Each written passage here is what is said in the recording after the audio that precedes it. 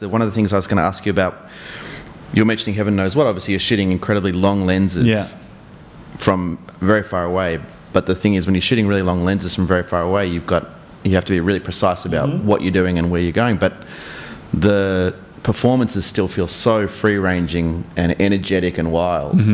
What kind of process do you use to work with your actors, and at what point do you? I mean, how do you get that, again, that sense of controlled chaos and that sense of high velocity movement that is in there, but somehow must have been completely contained, right?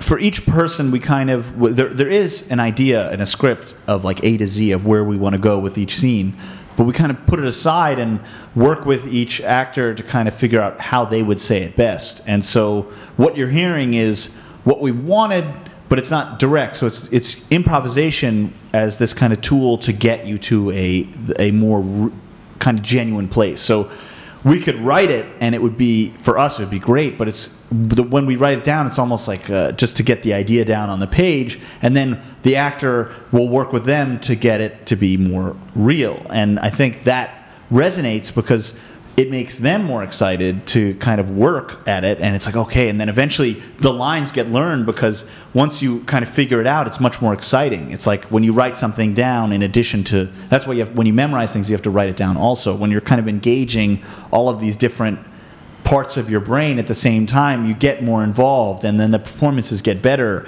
and everything works together. So that's, in a way, how we do it. Is that process taking place well in advance, or are you doing a lot of that stuff on the day? No, it's a mix. It's a mix. You know, we'll be talking with the people who are in it, who we know, and sometimes there are people who show up for that day, and we'll work with them. But a lot of the times we do pick people off the street. You know, we find them or we know them, and the term that everybody uses is, they're non-actors.